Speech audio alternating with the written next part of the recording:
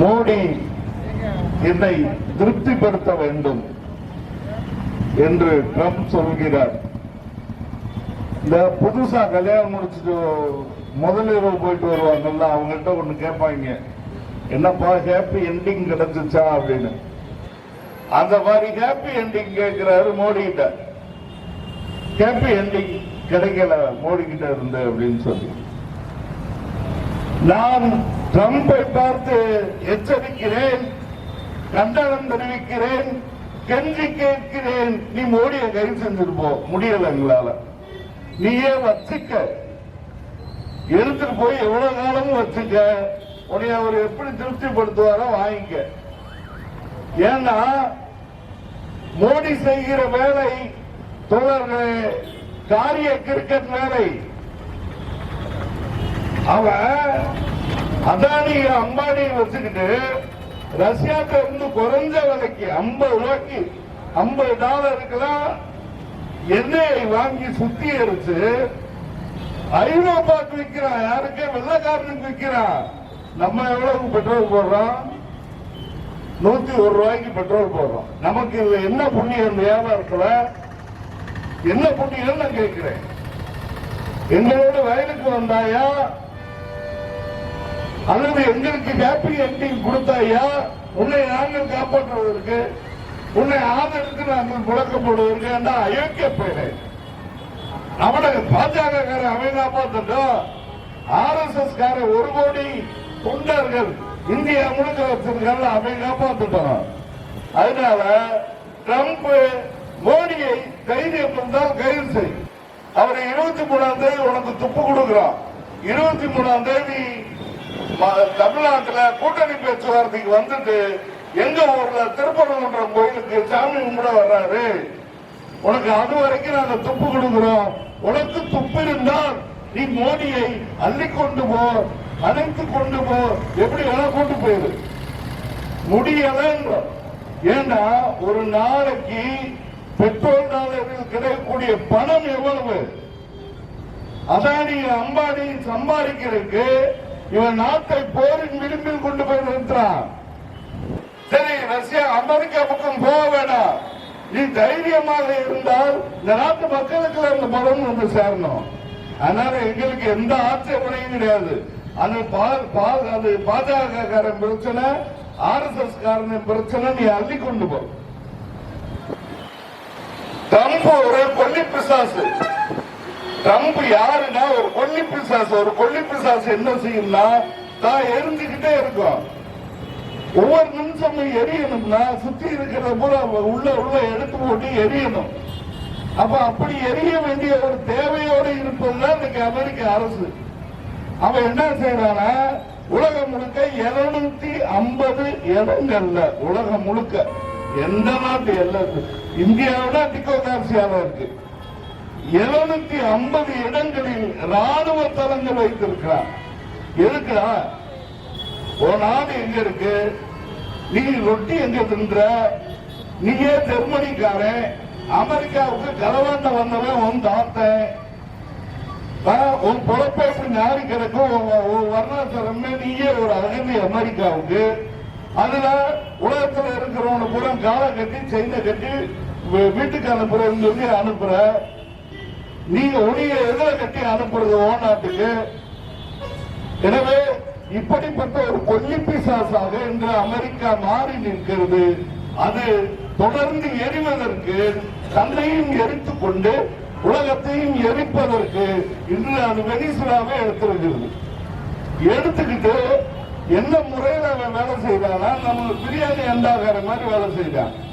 இந்த கடையில பிரியாணி அண்டாவை ஆட்டையை போட்டு அங்க போய் உட்காந்துக்கிட்டு அவர் வந்துட்டு ரஷ்யா சீனாவுக்கு இந்தியாவும் நீங்க 2 பேரும் ஏன்ட்ட வந்து பெட்ரோல் வாங்கிக்கங்க, நம்ம பிசினஸ் கண்டினியூ பண்ணலான்றான். யாருங்க யாரு எடுப்பது? எனவே இப்படிப்பட்ட ஒரு பாசிச கோமாளி, ஆனால் வெறி பிடித்த போர் வீரியன், அவன் ரொம்ப தெளிவா இருக்கிறான். எந்த இடத்துக்கு வந்துட்டாங்கன்னா இனிமேல் ஜனநாயகத்திற்கு வேலை இல்லை, பேச்சுவார்த்தைக்கு வேலை இல்லை. அரசியல் சட்டம், அமெரிக்க சட்டம், உலகத்திலே முதல் ஜனநாயக அமெரிக்க சட்டம் வேலையே கிடையாது. இப்ப அவங்க என்ன பண்றாங்கன்னா இந்த கொல்லி பிசாசு தத்துவத்தை கையில் எடுத்துக்கிட்டு கொள்ளக்காரங்க எல்லாம் மாறிட்டாங்க. உலகம் முழுக்க லத்தீன் அமெரிக்காவை கொள்ளையடிப்பது, ஆப்பிரிக்காவை கொள்ளையடிப்பது, இந்தியாவை கொள்ளையடிப்பது, எல்லா நாடுகளையும் கொள்ளையடித்து வாயில போட்டு எரிஞ்சு அவனும் சாகிறது, உலகத்தை எரிக்கிறது என்கிற ஒரு கொடூரமான நிலைக்கு இன்னைக்கு ஏகாதிபத்திய போர் வெடிபிடித்த அமெரிக்கா வந்து நிற்கிறது. எனவே அமெரிக்கா அழிவது தவிர்க்க முடியாது. அமெரிக்கா தானே எரிஞ்சு தற்கொலை பண்ணி சாகிறது தவிர்க்க முடியாதது அப்படின்றது பொருளாதார ரீதியா நிரூபிக்கப்பட்டாச்சு. சீனா உற்பத்தியில 2013 அமெரிக்காவை தோற்கடிச்சிருச்சு. 2013 எண்ணெய் வளங்களை அதை எடுத்துக்கிட்டா இன்னைக்கு உலகத்தின் மற்ற நாடுகளிடம் அது அதிக இருப்பு இருக்கிறது. எனவே அமெரிக்கா இது போன்ற இயற்கை எரிபொருள்களுக்கும் உலக நாடுகளை சார்ந்திருக்க வேண்டியிருக்கு. அது மட்டும் இல்ல, இன்னைக்கு சைனா அமைதியா ரஷ்யா மண்டையில ஒரு பாம்பு போட்டிருக்கு. அது அணுகுண்டை விட தீவிரமான பாம்பு சொல்றாங்க. அது என்னன்னா கேரியம், ஆர்சனிக்கம் உட்பட ஏகப்பட்ட தனிமங்கள். அது இன்னைக்கு நவீன சிப்ஸ் அப்படின்னு சொல்றான். போர்க்கருவியில இருந்து கம்ப்யூட்டர் வரைக்கும் இயங்குறதுக்கு இந்த நவீன மூலக்கூறுகள் தேவை. அதை எல்லாம் சைனா அப்படியே பிளாக் பண்ணிட்டான். சைனா தான் அமெரிக்காவுக்கு புல் சப்ளை பண்ணது. அவன் சத்தம் இல்லாம ஒண்ணுமே செய்யல, அப்படியே நிறுத்திக்கிட்டான் ட்ரம்ப் அறிவிச்ச உடனே. இது என்ன பண்றதுன்னா இப்ப ட்ரம்ப் மென்டல் ஆக்குது, கிறுக்கு. அதாவது குறைஞ்சிருக்கு, குறைஞ்சு குடிச்சிருச்சு, குடிச்ச குறைஞ்சு மேலும் பைத்தியமாயிருச்சுன்னா என்ன ஆகும் நீங்க யோசிச்சு பாருங்களேன். அந்த இடத்துக்கு அவன் இருக்கான். அப்ப அப்படிப்பட்ட ஆள் இப்ப என்ன பண்றான்னா அந்த குரங்கு பைத்தியக்கார குடிகார குரங்கு என்ன செய்யுமோ அது போல போய் இன்னொரு நாட்டுல ஒரு மெடிசன் அதிபரை தூக்கிட்டு வந்து அழைச்சிட்டு நான் அந்த பிசினஸ் அப்புறம் நான் பார்த்துக்கிறேன் அப்படிங்கிறான். அப்ப இந்த பைத்தியக்கார குரங்கு இது போன்ற செயல்களை செய்தால்தான் இன்னைக்கு அமெரிக்காவை காப்பாற்ற முடியுன்ற இடத்துக்கு அது போயிருச்சு. எனவே ஏகாதிபத்தியம் தனக்கான சவக்குழியை தோண்டிக்கிடுச்சு என்று நூற்றாண்டுகளுக்கு முன்பாக லெனின் சொன்னது இன்னைக்கு ரொம்ப பட்டவர் தான். நம்ம தான் வேட்டு அவனை மண்டையில அடிக்கிறதுக்கு நாம் தான் இன்னும் அமைப்பாகவில்லை, உலக மக்கள் திரட்டப்படவில்லையே தவிர மற்றபடி அதற்கான நிலைமை கனந்து நிற்கிறது என்பதை தான் இது காட்டுகிறது. எனவே அமெரிக்க ஏகாதிபத்தியம் ஒழிக, இந்தியாவை அமெரிக்காவை எதிர்ப்பது போல காட்டிக்கொண்டு அதானிக்கும் அம்பானிக்கும் ஆயில் புரோக்கர் வேலை செய்யக்கூடிய இந்திய நரேந்திர மோடியை வன்மையாக கண்டிக்கிறோம். நீ வாய் திறக்காமல் இருக்கிற, வாய் திறக்காமல் தர, அது பத்தி அல்ல எங்களுக்கு பிரச்சனை.